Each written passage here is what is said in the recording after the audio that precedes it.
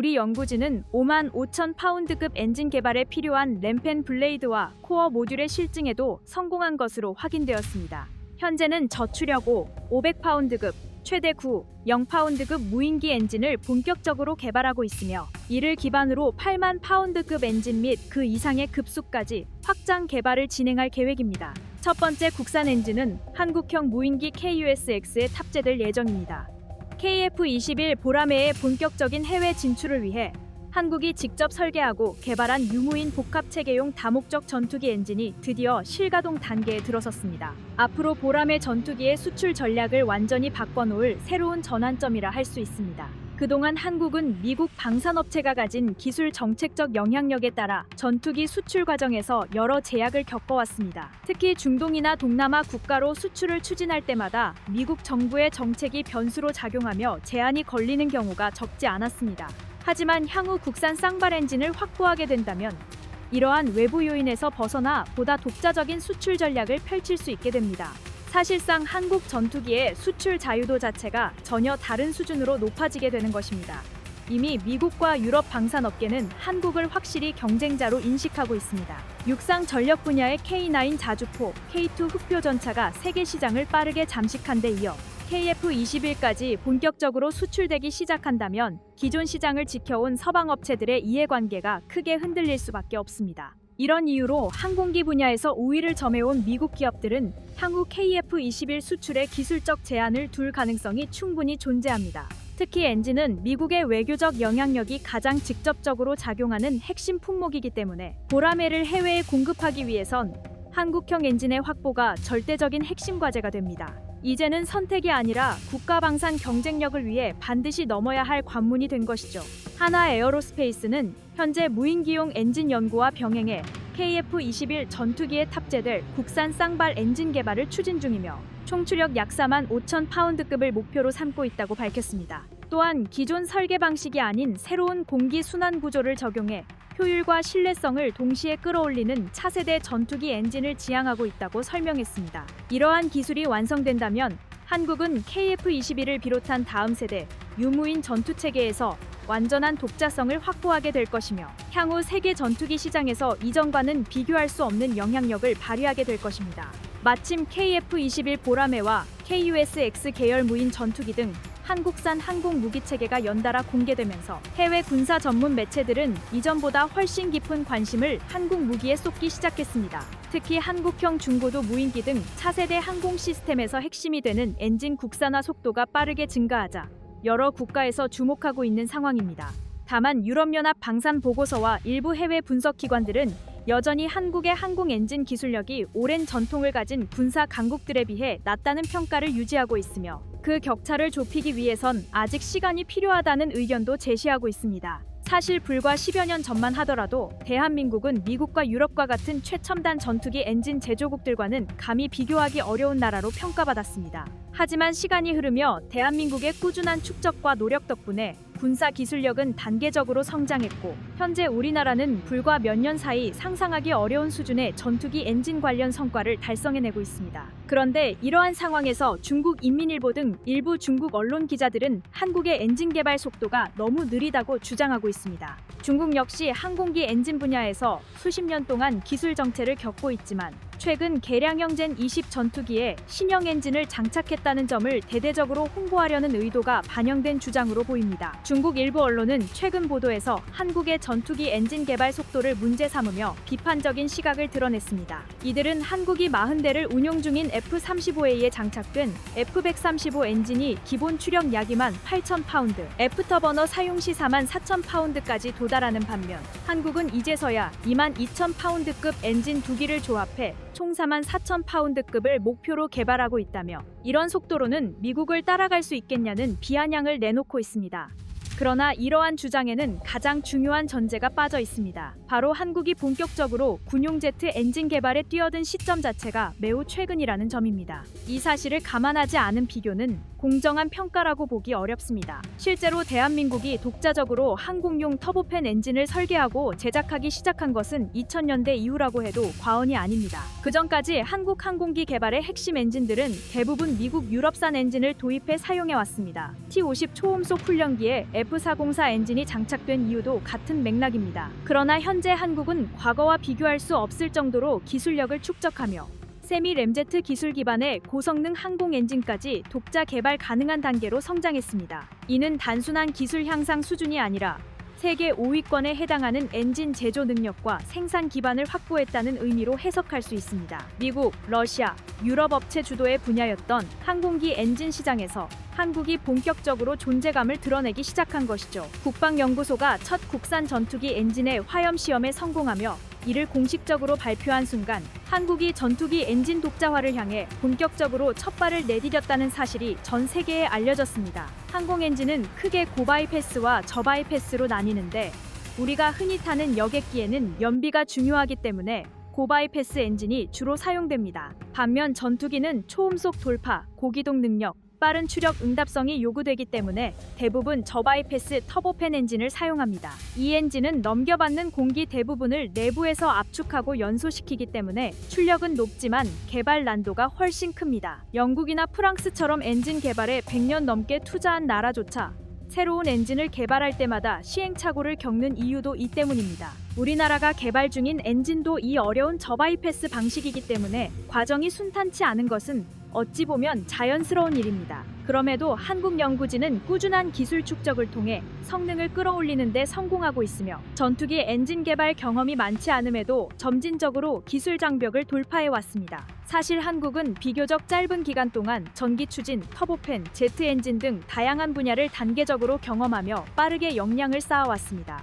한때는 면허 생산 중심이었지만 시간이 흐르면서 단순 조립을 넘어 독자 설계 능력을 갖추기 시작했고 지금은 차세대 램제트 기술까지 도전할 수 있는 기반을 확보했습니다. 그 대표적인 성과가 바로 국산 스텔스 무인기에 적용될 세미 램제트 기반 엔진입니다. 이미 핵심 기술 검증과 주요 시험 절차가 상당 부분 완료됐으며 블레이드 구조를 최적화해 압축비를 높이는 데도 성공했습니다. 이 기술 수준은 F-16에 탑재되는 F-100 계열 엔진과 비교해도 뒤지지 않는다는 평가가 나올 정도입니다. 또한 엔진 수명도 1000시간 이상 확보해 실전 운용성이 크게 향상됐습니다. 최근 전 세계 군사 강국들은 물론이고 한국에 관심이 없던 국가들마저도 한국산 무기에 높은 관심을 보이는 모습을 보면 한국산 무기의 발전 수준이 어느 정도인지 실감할 수 있습니다. 그렇다면 자연스럽게 이런 의문이 드실 것입니다. 대한민국은 언제부터 이렇게 많은 무기들과 전투기 엔진 기술까지 확보하게 된 것일까? 사실 우리 기술력은 꾸준히 진화해 왔으며 군사 선진국들과의 기술 격차는 빠르게 줄어들고 있습니다. 대한민국이 개발한 국산 고등훈련기 T-50은 체계적인 개발 계획과 적절한 국산화 전략을 통해 FA-50 공격기로 발전했고 이후 전 세계 여러 국가로 수출되며 KF-21 개발의 기반이 되었습니다. 또한 F404, F100, F414 등 다양한 전투기 엔진을 정비하고 라이선스 생산하며 쌓아온 기술 덕분에 한국은 보다 안전하고 빠르게 자체 엔진 개발을 시도할 수 있는 국가로 성장했습니다. 이러한 성과가 꾸준히 축적되며 이제는 세계 최강 미국조차 한국의 발전 속도에 주목하고 있습니다. 한국 조선 산업이 그렇듯 한국은 이미 엔진 생산 라인과 제조 능력을 갖춘 상태이며 남은 것은 고급 기술력의 확보뿐입니다. 특히 항공기의 최상위 핵심 기술인 엔진 개발 분야는 전통적으로 세계 5개국이 독점해온 영역입니다. 그런데 동아시아의 작은 나라로 여겨지던 한국이 어느 순간 이 치열한 기술 경쟁에 뛰어들게 된 것입니다. 최근에는 KF-21 보라매에 사용될 F414 엔진의 라이선스 생산까지 시작했습니다. F414 엔진은 현재도 미 해군의 주력 전투기인 FA-18 EF 슈퍼호넷에 탑재되는 엔진으로 기본 추력 약 22,000파운드, 애프터버너 사용 시 약 22,000파운드 이상의 고추력을 발휘합니다. 즉, 대한민국은 이미 2만 파운드급 전투기 엔진을 조립 생산할 수 있는 세계 소수 국가라는 의미입니다. 그렇다면 한국은 왜 여전히 2만 파운드급 이상의 독자 엔진 개발을 서두르는 것일까요? 그 이유는 소재 기술과 내열 기술이라는 높은 기술 장벽 때문입니다. 전 세계 항공우주 산업에서 가장 개발 난도가 높은 분야를 꼽으라면 단연 전투기용 제트 엔진이 빠질 수 없습니다. 이 분야는 고온 고압 환경을 견뎌내야 하며 엔진 내부에서 발생하는 연소 압축 팽창 과정을 극한 조건에서 반복해야 하기 때문에 소재 기술의 정점이라고 불릴 정도로 높은 기술력을 필요로 합니다.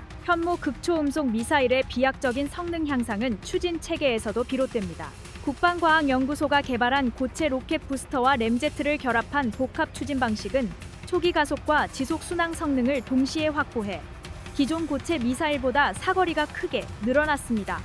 공개 자료에 따르면 고고도에서 약 0km를 비행할 수 있으며 적어도 순항 시에도 실제 운용 사거리는 이보다 500km 이상 더 길어질 수 있는 것으로 알려져 있습니다. 한국은 오래전부터 해외 체계를 기반으로 대함 미사일 기술을 축적해왔습니다. 엑조세나 하풍 같은 외국산 무기를 운용하면서도 이를 대신할 국산 체계를 개발해야 한다는 판단 아래 장거리 고성능 미사일 연구를 꾸준히 진행했습니다. 이러한 단계적 발전의 결과가 바로 한국 최초의 실질적 대함 미사일인 해룡입니다. 해룡은 향후 극초음속 기술의 기반이 되는 중요한 출발점이 되었지만 반능동 레이저 유도 방식 특성상 해무가 짙은 환경에서는 명중률이 떨어지는 제약도 존재했습니다. 이후 국방과학연구소는 해룡 미사일 개발 과정에서 축적한 기술력을 더욱 고도화하여 차세대 한국형 대함 미사일인 해성 미사일 개발에 성공했습니다. 특히 개발 과정에서 가장 핵심적인 고성능 터보팬 제트 엔진을 성공적으로 확보할 수 있었던 것은 국방과학연구소와 국내 순항 엔진 개발 기업 간의 기술 협력과 군사 기술 공유가 이루어진 덕분이었습니다. 순항 미사일 엔진 기술은 해성 미사일 개발의 결정적 기반이 되었으며 대함 미사일 해성은 러시아 R-95TP-300을 참고해 국산화하는 데 성공했습니다. 실시된 극초음속 현무 미사일의 1차 시험 발사보다 한 단계 발전한 2차 발사에서는 1단 분리와 탄두 분리까지 모두 성공했으며 이후 분리된 탄두가 극초음속 속도로 비행하는 데 성공함으로써 한국은 세계 5대 극초음속 미사일 개발국 반열에 이름을 올릴 가능성을 확실히 보여주었습니다. 우리 기술진과 국방과학연구소의 오랜 연구와 노력이 만들어낸 값진 성과라 할 수 있습니다. 이제 한국은 극초음속 순항 램제트 엔진을 직접 보유한 국가가 되었으며 이는 미사일 추진체 분야에서 한국의 기술력이 대륙간 탄도미사일급 발사체를 개발할 수 있는 수준에 도달했음을 의미합니다. 중국 매체들은 한국의 현무 미사일 개발을 둘러싸고 각종 억측을 제기하며 평가절하를 시도하고 있습니다. 우크라이나의 기술을 해킹했다는 주장부터 중국 둥펑 계열보다 뒤떨어진다는 주장까지 사실과 동떨어진 내용이 반복되고 있지만 실제 성능과 개발 속도를 확인하면 이러한 비난이 설 자리는 점점 좁아지고 있습니다. 현무 극초음속 미사일은 현재 개발되고 있는 첨단 무기 체계의 전형적인 구조를 갖추고 있으며 이는 핵탄두를 운반하는 ICBM의 단계 분리 방식과 상당히 유사합니다. 순항 속도만 해도 마하 9에 달하고 순간 최고 속력은 마하 15 이상에 이르는 것으로 알려져 있어 사실상 ICBM급 에너지를 갖춘 무기라고 평가할 수 있습니다. 특히 한국이 확보한 기술 중 핵심은 약 50톤급 출력을 내는 군용 엔진을 4기 묶어 200톤급 클러스터링을 구성하고 이를 기반으로 1단, 2단, 3단 추진체를 연속 점화해 분리하는 능력입니다. 이러한 구조는 전통적인 미사일 강국이 갖춰야 하는 핵심 기술로 한국 역시 독자적으로 대륙간 극초음속 무기를 설계할 수 있는 기반을 마련했다는 뜻입니다. 또한 과거 R-95 엔진에서 축적된 설계 부품 시스템 운영 경험은 국방과학연구소가 민간 방산 기업과 협력을 확대하는 계기가 되었고 그 과정에서 러시아 대함 미사일의 원천 기술 일부를 이전받는 성과도 있었습니다. 이러한 기술적 자산을 바탕으로 SS-760 로켓 엔진이 개발되었으며 이는 해성 대함 미사일과 현무3 순항 미사일의 초기 동력권으로 사용되었습니다. 이후 국산화 압력을 바탕으로 추진된 기술 확장 과정에서 터빈 블레이드를 포함한 핵심 부품을 100% 국내 기술로 생산하는 데 성공했고 그 결과물이 바로 750K 엔진입니다. 750K 엔진은 단순한 대체품을 넘어서 한국형 램제트 엔진 개발에도 중요한 역할을 했으며 이 기술은 장차 KF-21 전투기에 탑재될 극초음속 무기 개발에도 적용될 가능성이 높습니다. 대한민국 국방과학연구소가 장기간 이어온 연구 개발을 통해 추진 중인 적 방공망 완전 무력화를 목표로 하는 극초음속 현무 미사일과 이를 위한 전용 램제트 엔진 개발 프로젝트는 현재 상당한 진척을 이룬 상태입니다. 국내 방산 기업들이 협력해 기술을 공유하며 개발 중인 한국판 항공모함 킬러 극초음속 현무 미사일은 시험 발사 단계를 넘어 곧 배치 단계에 돌입할 것이라는 소식도 전해지고 있습니다. 과거 러시아 야혼트 미사일의 성능을 참고해 개발된 한국형 극초음속 현무 미사일의 목표 성능은 사거리 2000km 이상, 최대 속도 마하9 이상으로 분류되는 차세대 3세대 극초음속 미사일입니다. 강력한 성능 대비 전장은 약 14m, 발사 중량은 약 20톤으로 설계되어 경량화에도 성공할 것으로 기대됩니다. 탄두는 800kg에서 1500kg까지 탑재할 수 있으며 한국이 독자적으로 개발한 최신 스트랩다운 항법 장치가 적용되어 초정밀 유도 능력을 갖추고 있습니다. 이를 활용하면 서해 동해 등에서 중국 해군 항공모함을 탐지 후 단시간 내에 명중시키는 대함 미사일로의 운용도 가능합니다. 국방과학연구소가 언급한 극초음속 미사일은 기존의 단순 극초음속 순항 미사일이 아니라 현무 6 시리즈로 추정되며 탄도 미사일 형식을 기반으로 극초음속 활공체를 탑재한 부스트 글라이드 방식일 가능성이 높습니다. 부스트 글라이드 방식의 탄두는 순간 속도 마하 15 이상까지 도달할 수 있으며 중국과 북한이 보유한 방공망 체계로는 실질적 요격이 사실상 불가능한 수준입니다. 또한 미사일 동체에 내장된 위성 항법 장치가 비행 중 자동으로 웨이포인트를 최적화하며 목표 도달 시까지 아군 함정 및 지상 기지를 완벽하게 회피하도록 설계된 최신 항법 구조가 적용돼 전투 생존성이 대폭 강화되었습니다. 현무 극초음속 미사일은 외형부터 기존의 미사일과는 뚜렷한 차이를 보여줍니다. 특히 노즈콘과 날개 구조에 적용된 세미 스텔스 설계 덕분에 레이더 반사 면적이 크게 감소해 적 방공 시스템이 탐지하거나 요격 미사일을 유도하는 과정이 한층 어려워졌습니다. 여기에 다중 데이터 링크 기능이 더해지면서 여러 발의 미사일을 동시에 운용하는 복합포화 공격 전술도 가능해졌고, 이는 적 함대의 대응 시간을 사실상 없애버리는 결과를 만들어냅니다. 탄두 설계 역시 생존성을 극대화했습니다. 요격탄의 파편이나 근접 신관 폭발에도 쉽게 손상되지 않는 둔감화 장약을 적용해 목표 지역까지 살아남아 도달할 확률을 획기적으로 끌어올렸습니다. 목표물에 도착하면 외부에서 터지는 방식이 아니라 함체를 관통한 뒤 내부에서 폭발하도록 설계돼 파괴 효율이 극대화됩니다. 이 때문에 단순 지상 목표뿐 아니라 중국 해군이 보유한 대형 구축함이나 항공모함도 단발로 무력화시킬 수 있는 수준의 파괴력을 갖춘 것으로 평가됩니다. 방공망을 회피하는 기동 능력도 현무 미사일의 핵심 장점입니다. 램제트 엔진에 안정적으로 공기를 공급하는 측면 흡입구 디자인 덕분에 기존 세대의 대함 미사일처럼 단순한 좌우 회피 기동만 수행하는 것이 아니라 상하, 대각선 등 다방향 기동을 능숙하게 수행합니다. 필요할 경우에는 해수면을 스치듯 비행하는 시스키밍이나 고도 상승 후 급강하하는 팝업 기동 등 차세대 회피 패턴도 자유롭게 구사할 수 있어 적 방공 체계의 교전 회로를 사실상 무력화시킬 수 있습니다. 지상, 해상, 공중 전력 모두에서 첨단 무기들이 연이어 공개되고 있으며 방산 기업들은 매년 신기록에 가까운 수출 실적을 내며 국제 시장에서 존재감을 확대하고 있습니다. 실제로 어느 해에는 단 1년 동안 러시아를 제치고 세계 2위권 수출 실적을 기록하는 성과도 있었습니다. 초창기 KF-X 사업이 막 추진되던 시기만 해도 한국형 스텔스 무인 전투기는 극비리에 진행되는 장기 연구에 가까웠습니다. 하지만 기술 발전 속도가 예상보다 훨씬 빨라지면서 스텔스 코팅 기술, RCS 감소 설계, 기체 형상 등 여러 요소가 공개되기 시작했고, 무려 9,000파운드급에서 0파운드급 터보팬 엔진을 자체 개발한다는 내용까지 한화에어로스페이스가 직접 언급하면서 이 프로젝트는 더 이상 이론이 아닌 실체로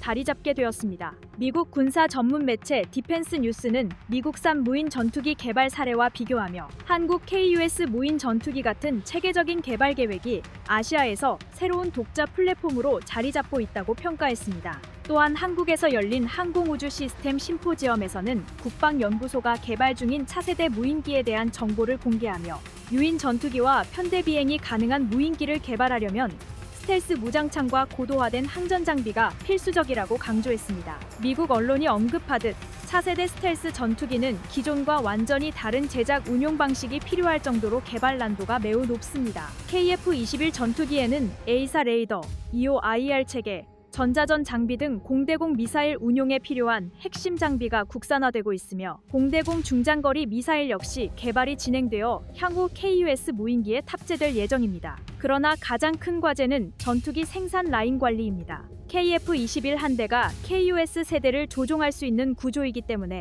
기존 전투기보다 훨씬 많은 수량의 무인기가 필요합니다. 이를 위해서는 파스 시스템 기반의 초정밀 생산 방식, 디지털 엔지니어링, 신속하고 유연한 소프트웨어 업데이트, 개방형 아키텍처 개발을 통해 어떠한 환경에서도 공중 우세를 확보할 수 있는 스텔스 무인기 생산 라인을 대한민국이 독자적으로 구축해야 합니다. 한국은 앞으로 무인 스텔스 전투기 개발 과정에서 기술 성숙도를 빠르게 끌어올리는 전략적 접근을 강화해야 합니다. 기술을 한꺼번에 완성하려 하기보다 단계별 시험 운용과 조기 시범 적용을 통해 잠재 위험을 최소화하고 실전 활용 가능성을 점진적으로 높여가는 방식이 중요한데요. 이러한 개발 방식은 속도와 안정성을 동시에 확보하기 위한 핵심 절차로 평가됩니다. 특히 KF-21 사업을 통해 확보한 스텔스 설계 경험과 고도의 데이터 처리 융합 기술 역량을 고려하면 향후 등장할 한국형 무인 스텔스기는 동일 세대의 주변국 플랫폼보다 우위에 설 가능성이 크다는 분석도 나오고 있습니다. 현재 국내 방산 산업은 과거와 비교하기 어렵다는 평가가 나올 정도로 빠르게 전력화가 이루어지고 있습니다. 각 군에서 새 무기 체계를 연속적으로 배치하고 있을 뿐 아니라 국방 연구기관과 산업계가 협력해 미사일 포탄 같은 기존 무기뿐 아니라 레이더, 센서, 전자전, 지휘 통제 기술까지 다양한 분야에서 진전을 이루고 있습니다. 그리고 이러한 변화의 중심에는 국산 무인 전투 플랫폼 확보 전략이 자리하고 있습니다. 한국항공우주산업은 경공격 헬기의 무인 운용 개념, FA-50의 무인 전투 플랫폼화 등 여러 미래 로드맵을 제시하고 있고 국방과학연구소와 방위사업청 역시 소형 정찰용 UAV부터 중형 대형급 전술 UAV, 배회탄약, 통신 중계용 무인 플랫폼까지 폭넓은 분야의 사업을 본격 실전 단계로 올리고 있습니다. 이 모든 사업이 예정보다 안정적으로 추진될 경우 한국은 단독으로 전투기 무인기 기술체계 전반을 구축한 국가의 반열에 오르게 됩니다. 최근 국방과학연구소는 초음속 미사일 연구 성과를 바탕으로 순항속도 마하 9급의 3세대 극초음속 발사체 개발을 안정적으로 진행하고 있습니다. 한국은 차세대 무기체계 개발 계획을 대외적으로 선언하며 한반도 주변에서 위협을 가하는 적대 세력을 압도할 수 있는 전략적 대함 무기 전력을 지속적으로 확장해 나가고 있습니다. 현재까지 공개된 한국의 극초음속 무기 개발 동향과 방산 기업들의 기술 협력을 볼 때 현무 미사일 체계의 기술력은 앞으로도 꾸준히 발전할 것으로 전망됩니다. 대한민국 공군의 첨단 무기 수요는 갈수록 높아지고 있으며 국내 군사기술 발전 속도는 과거의 무기들을 단기간에 구형화해버릴 만큼 빠르게 변하고 있습니다. 이러한 흐름 속에서 KF-21 전투기는 새로운 합동 편대 운용 개념을 기반으로 한 차세대 유무인 복합 비행 체계를 구축할 예정이며 이에 대한 기술 개발 소식이 또 한 번 화제를 불러일으키고 있습니다. 한국항공우주산업과 국방과학연구소는 최근 새로운 성과를 공개해 국내뿐 아니라 전 세계 군사 전문지와 외신들의 주목을 받고 있습니다. 이번에 발표된 기술은 KF-21 전투기와 편대 비행을 수행할 한국형 무인 전투기 관련 개발 진척 소식이었습니다. 한국 공군은 앞으로 KF-21 보람의 한 대가 KUS 계열 무인기 4대를 통제하는 새로운 편대 개념을 운영하게 됩니다. 이 구조가 완전히 도입되면 단 한 명의 조종사만으로도 대규모 전력에 준하는 유무인 복합 편대 운용이 가능해지고 한 편대가 투사할 수 있는 무장량은 기존 대비 최소 4배 이상 늘어나며 작전 반경 또한 2배 가까이 확대됩니다. 이는 카이가 과거 공개한 KF-21 블록3 미래 발전안에서 핵심 요소로 설명된 개념으로 향후 한국형 유무인 전투체계의 중심 기술로 자리 잡게 됩니다. 특히 경량 스텔스 무인기 KUS-LW는 날카로운 형상과 함께 KF-21과 동일 계열의 전파흡수 소재, 전파흡수 구조를 적용해 넓은 주파수 영역에서 탁월한 저피탐 능력을 보여줄 것으로 예상됩니다.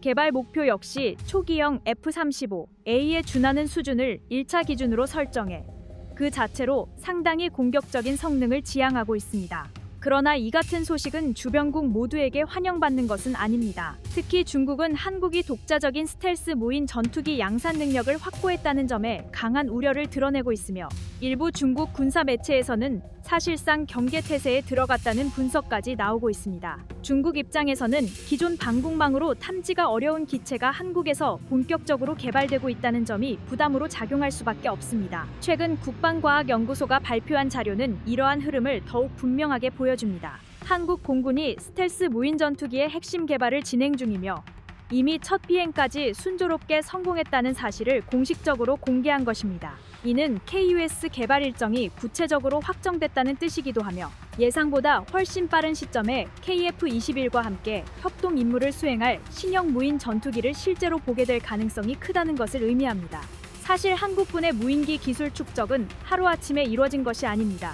지난 10년 이상 각종 작전형 UAV에 꾸준히 투자하며 실질적인 성과를 축적해왔습니다. 그 결과 대한민국의 국방력은 이제 과거와 비교조차 어려울 정도로 크게 향상됐고 동아시아에서 독보적인 수준을 넘어 유럽 주요국과도 대등한 기술력을 갖춘 국가로 평가받고 있습니다.